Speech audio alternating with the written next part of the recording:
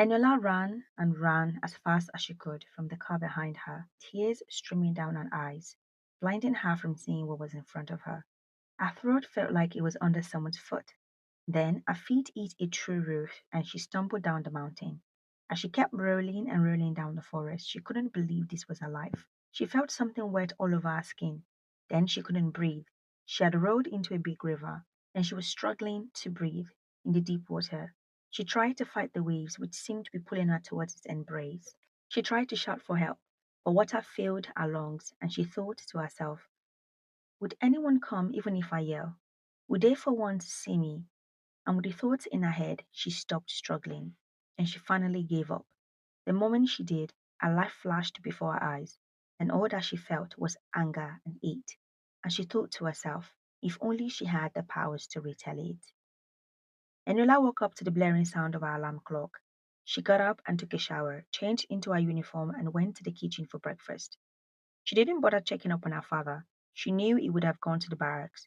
She and her father were the only members of their family, having lost her mother 6 years ago. Her father was quiet. He never really socialized. He didn't show his emotions. He was the perfect soldier. They had always moved homes for as long as she could remember, and now they were here. Today was her first day at school. SS2 was a tough class to be in. She was used to going to school alone or going anywhere and everywhere alone. She shook her head and cleared her plate, then headed off to school. The only thing that made her feel fearful was the condition she was born with. She put up with one or two ridicules in her former schools, but it was nothing she couldn't handle. Yet, it made her feel insecure. She usually kept her head down and kept to herself. She took a deep breath and entered the school premises, went straight to the principal's office where she received a warm welcome. The principal soon handed her over to her class teacher, and so the class teacher led her to her class. As she stood before her new classmates, the teacher announced in a loud voice, everyone, welcome our new student. She turned to her and asked her to introduce herself. She took a deep breath and tried to calm her nerves, which were quickly rising because she was facing a lot of strained faces. And so she said, good morning, everyone. I'm Eniola, she managed to say without her stuttering nature, hoping no one caught a little slip up. Eniola rarely spoke. She kept to herself. Some of her classmates thought she was weird. Some thought she was proud and unapproachable. And so the new girl became talked about. Grace looked at the girl not far from her seat. She didn't talk nor try to make friends with anyone, which made her more curious. How dare she make herself a mystery?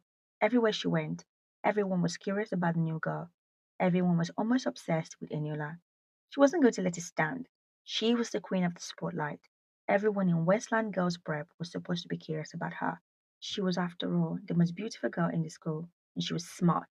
She gave a lot of nice gifts to people. They didn't know how hard she had to work to buy those things she gave them to get their affections. Now a little rat was going to take all the attention away from her. No, she thought. She wasn't going to take that. All she had to do was prove to everyone that she wasn't anything special, and she was going to use the oldest trick in the book, making friends with her enemy. Hey, would you like to sit with me during lunch today? No, thank you, Eniola said. Grace smiled futtered for a second, but she wasn't one to take no for an answer. So she moved closer to her and said in the sweetest voice possible, please, I would love to get to know you. Eniola couldn't say no to her. It didn't even seem as if she had a choice. So she just nodded and smiled. She took out her lunch and went to the dining room with Grace. She saw how people were greeting Grace and how many people smiled at her in passing. Grace seemed to be an all round nice girl. But unfortunately, the attention wasn't what Eniola wanted. So when they got to the dining hall, she made an excuse to leave. Grace saw right through her flimsy excuse. Who did this girl think she was? She smiled at her, and as Eniola was about to leave, Grace tripped her leg, causing her to pour her meal all over herself. Grace moved quickly to help her up. Are you okay? She asked with an innocent expression. Eniola nodded and went quickly to the bathroom to clean up her uniform. She didn't understand how she tripped. There were only two people standing by the table. She shook the event out of her head. She just wanted the day to be over. It had been too much for her. Grace sat with a sad face, and when she saw people approaching her, she cried softly. Have you never seen Grace cry before? The students gathered around her to ask her what the problem was, but she assured them that nothing was wrong, just as she thought the new girl Eniola was angry with her. because she tripped and a food spilled on her. The students began to think less of Eniola for making Grace cry. After all, Grace was simply trying to be a friend, while she was the picture of coldness. They had decided that Eniola was rude and proud. Not so far from the crowd, the trio called Tres Baddies, meaning the three baddies, who were the school bully, heard and saw what had happened to Grace and decided that Eniola was in for a shock tomorrow. The crowd dispersed after Grace assured them that she was okay. But the seed was planted. What she had to do was water it just a little bit and watch it grow, she thought. By the time Eniola got back from the toilet, she felt people's eyes on her. The gaze had hardened. Rumors had spread from one person to the other that the new girl had made Grace cry. Some said she slapped her, others said she cursed at her. Eniola was grateful that the day was finally over. It was one of the worst days of her school life, but how wrong she was about to be. The next day, Eniola put her head on her locker.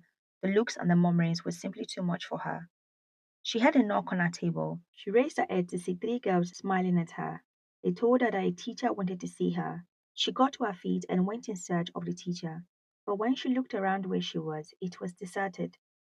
So she turned around to head back to class when she bumped into the three baddies. So, what is so special about you? One of them said, and moved towards her with a menacing look. They proceeded to shove her into an empty room and lock the door. Next time, maybe you'll be more respectful, one of them said. Ella banged and knocked on the door over and over again, but no one heard her. After about an hour, she heard footsteps and stood up. Hello, is anyone there? She stammered. The door opened up to reveal Grace. She had a worried look on her face. Oh my God, Eniola, everyone has been looking for you. We thought you left school. Eniola hugged Grace. She had never been so glad to see someone in her life. "Uh, Thank you, she said. Grace looked at her for a second. She was shocked, but she hid her surprise. So Miss Mysterious wasn't mysterious after all. She was just a stammerer, she thought. Come, let's go back to class. Eniola went straight to the teacher and reported what had happened to her. But the Tres baddies had a different story, and so the teacher couldn't melt out any punishments to them. There was no witness after all. Every day was something new. The day she had dared to report them to their teacher, they had decided Eniola would get a word of hurt. When no one was watching, they put ants in her bag. When Eniola was going home, the ants began to play tag it. Eniola went crazy and started to scratch her body on the road. At first, people looked at her as if she had gone mad. Then they realized what was happening to her and helped her pick the ants off her body. Eniola couldn't sleep from the pain in her body, even though she had taken the drugs the pharmacist prescribed for her, and her mind kept racing, trying to figure out who had put ants in her bag. Her mind only came up with one answer. The next day at school, Enola went off on the tres buddies, yelling out her frustrations and accusing them of what had happened to her. But like always, they played innocent. I, I knew it was you guys. Stop denying it. She tried to speak out her words with a lot of difficulty, her anger making it hard for her words to come out smoothly. The tres buddies, of course, didn't miss any of this. Well, any proof, one of them said, mimicking her. The other two and the students around burst into laughter, pointing at her as they did so. Enola felt isolated. The fear of being ridiculed crept up on her. She shrunk back and ran out of the class. Grace opened the door to the guest restroom and confronted the tres buddies. Nicely done, especially the ant in her bag. I enjoyed the unusual dance on the road. The dress body smiled at Grace. She handed them a shopping bag with skincare product. So, what is the next step? Grace asked, her lips pursed in a wicked smile. Don't worry, one of the dress bodies said. We have more auras coming her way. You know, I heard urine and worm cures stuttering, Grace said with a wicked laugh. As Grace walked away from the restroom, she thought to herself, it wasn't as if she hated Eniola, she just didn't like her. Girls like her who stood out without doing anything were a sore to her. She had to work to make people like her, pretend to be nice, buy them gifts to get people's attention. So how dare some random girl shine without doing nothing? Eniola locked herself in her room. She didn't have anyone to talk to. Her father was never around, and even when he was, he never showed his face. She heard her phone ring. She didn't want to pick up, but then she saw the caller ID. It was Grace. When she picked up, her angelic voice came through. Hey, honey, are you okay? She asked. Eniola simply cried on the phone. Grace on the other line was laughing very quietly as Eniola continued to cry. Eventually, Eniola hung up the phone. Grace merely smirked. This was just the trailer of things. The movie was yet to start.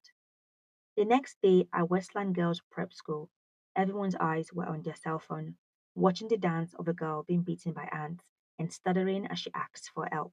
Some laughed and mimicked her, others felt sorry for what the poor girl was going through, but none went to help Eniola. She hid in the school's restroom, watching people come and go through the closed door. After an hour of being in there, she was about to come out when she heard laughter and voices. It was the tres baddies, but there was another voice. She could recognize the voice anywhere, except instead of being cheerful, it was hard and mean. That was a nice move, you guys. Not everyone sees the new girl for what she is, a stuttering mad woman. Eniola was fuming and seeing red. The girl she thought was her friend was the one behind bullying her. She tried to confront her, but remembered that Grace had the image of being nice, kind, and warm to everyone around her. So she sat still and waited for them to leave. When Eniola got back to class, a teacher was present, so she had time to calm herself. When break time came, she didn't feel like going for break, so she sat in her seat. So, one of the three buddies said, Princess Stutterer has decided to grace us with her presence. You know, Your Highness, she said in a mocking tone. I read somewhere that for your stuttering to be cured, you should eat worms and drink pee. As she said so, the others laughed. Nobody in the class dared say anything in their presence. Enola knew where this was going. She tried to get up from her seat, but was shoved back with force. Princess, they continued, don't tell me you're too high and mighty for the lonely worm and a glass of tea. They set a plate and a cup of what seemed like water, but she knew it wasn't, in front of her, and said with a wicked look, Bon appetit. Enola, of course, refused to eat the worm or drink the pea, and tried to get away before they inevitably shoved it down her throat. She looked to where Grace was sitting and saw her trying her best to add a smile. Enola took the plate and flung it across the room. It was then a teacher opened the door to the class. Everyone froze. The crowd that had formed in their class had drawn the attention of a teacher. When the teacher questioned them, only Eniola spoke. Everyone else took a vow of silence. The teacher knew exactly what had happened, but with only one person talking, he couldn't exactly give them a harsh punishment. So he gave them a strict warning. When Eniola was walking home, she was tired and weary. She was on high alert of the threats buddies. No teacher was willing to take her side. She felt hopeless. Her father wasn't around to console her. She was happy that the weekend was coming, but then she remembered that there was going to be an excursion on the weekend. Someone had decided that they should go camping in the mountains. She beat her nails in terror. When the weekend rode by, some parents drove their children to the camping site, and some students drove their parents' car to the camping site. And Ella decided to board the school bus. She made sure to sit beside her teachers for fear of being picked on. Everything was going smoothly until the teacher asked them to gather wood for the fire and separated them into groups. Unfortunately, Grace was part of Eniola's group. While they were picking logs, Grace tried to talk to her, but she kept ignoring her. While they were alone, Grace had had enough, so she spoke up in a sweet voice. Eniola, is everything okay? Eniola turned sharply to her. Her anger erupted as she slapped her face. Stop pretending. She breathed deeply. Grace's face turned hard as she wanted to descend on Eniola, but decided against it so as not to soil a good girl image. All she could do was stare at Eniola, dumbfounded, while holding her cheeks. Now, while everybody felt for Eniola because of the way the Tres Baddies treated her, they didn't like how she exploded on Grace. After all, she was just trying to be a good friend. In the dead of the night, Eniola felt like someone kicked her. When she came to, she found herself in the forest. Her mouth had been covered by a piece of cloth. Standing before her were the Tres Baddies and Grace. Grace moved closer to her and said, since you dared to touch my face, you must now face the consequences. Eniola knew that what was in store for her wasn't good, so she took to her heels and ran down the path to meet the teachers and the other students. As she was running, she saw a car being driven behind her, coming dangerously close to her with its headlights on to the fullest. It was the Tres Baddies and Grace. They were laughing in an horrific way.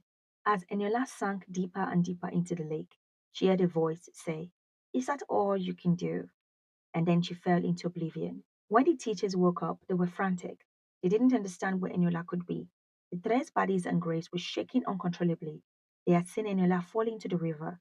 They were too afraid to help her, so they ran away and drove away from the scene. The teachers were getting scared that something horrible had happened to her. "Isn't that Eniola?" one of the students shouted as the teachers raised their heads up. And truly, it was Eniola. She was wet. When she came closer, gone was the girl with an anxious and reserved look. She had an angry look on her face. But the moment she got to where they were gathered and they asked her about her whereabouts, she told them she didn't remember anything. Everyone was perplexed, especially Grace and the tres baddies. Grace saw an opportunity to turn the situation into a favor, and she went to hug Eniola, crying as she said, "I was worried about you.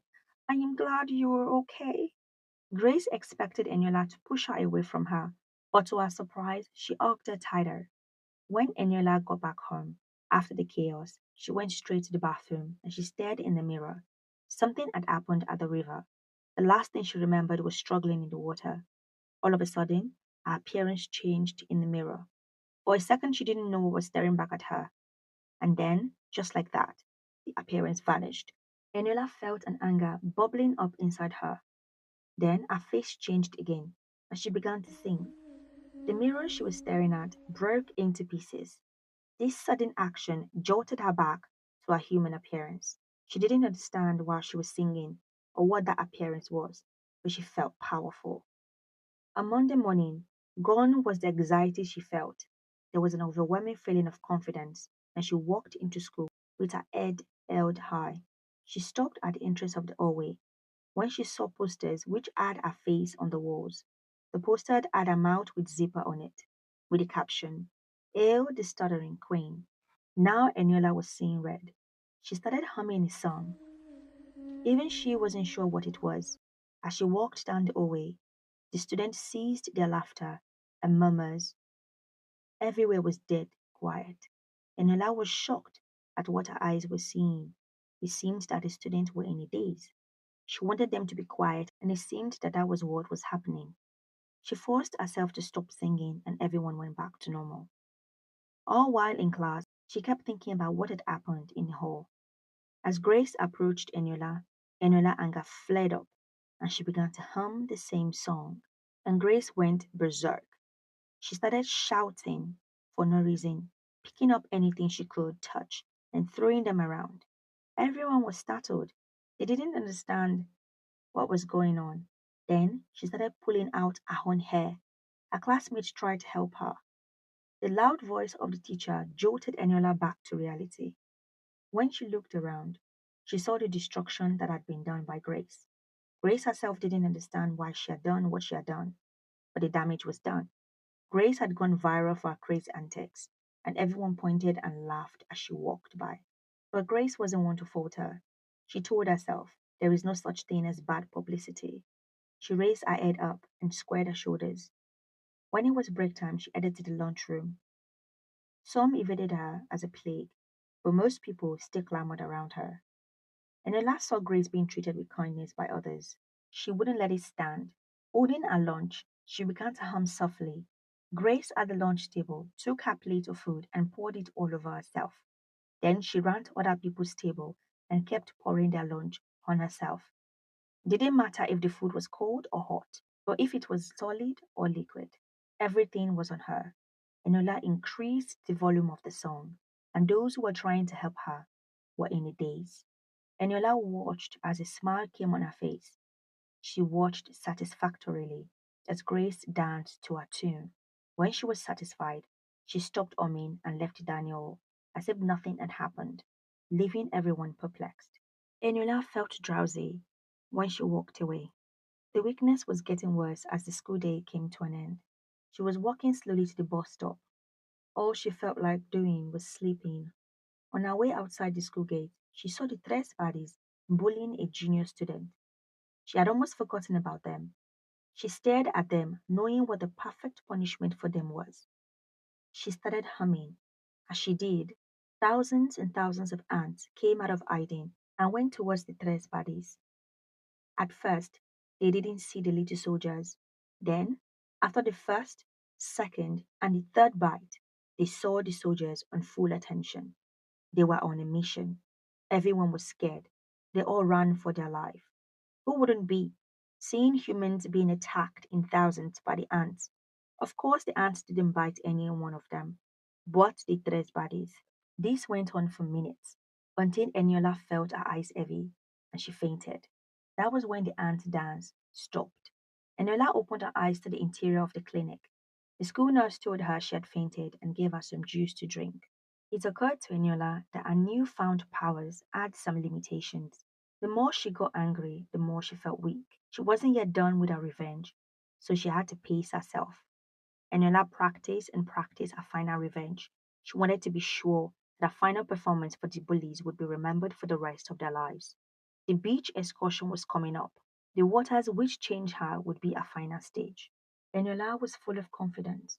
When she stepped onto the sand of the beach, the water called to her, and she smiled, knowing she was welcome. The activities on the beach was a fun one. The ate, danced, and talked. Then the ocean waves stood on attention, giving Eniola the signal she needed. She stood and walked over to Grace and the three baddies and said, "If you guys apologize sincerely for everything you have done, I will forgive you." Grace gave a wicked laugh. Why do you think we owe you an apology? We haven't done anything wrong, but show you your place. Eniola knew this would be the outcome. She started singing. They were wondering what she was doing, but then their feet began to walk towards the ocean. Nobody noticed them walking because there were a lot of people on the beach. It was normal for people to swim in the ocean, but they kept going deeper and deeper into the ocean. Eniola following them as she sang louder and louder, putting everyone on the beach in a daze. But the Tres bodies and Grace were aware that they were sinking deeper into the ocean. Their eyes went wild. They were shocked. They didn't understand why their body was moving without their say so. As they went underwater, Eniola watched, just as they watched her drown in the river, and didn't help her. The memory of that night was too vivid. Yes, she wanted them to feel the helplessness, the suffocation, the hurt she felt, but her anger had taken over. They had been underwater for too long.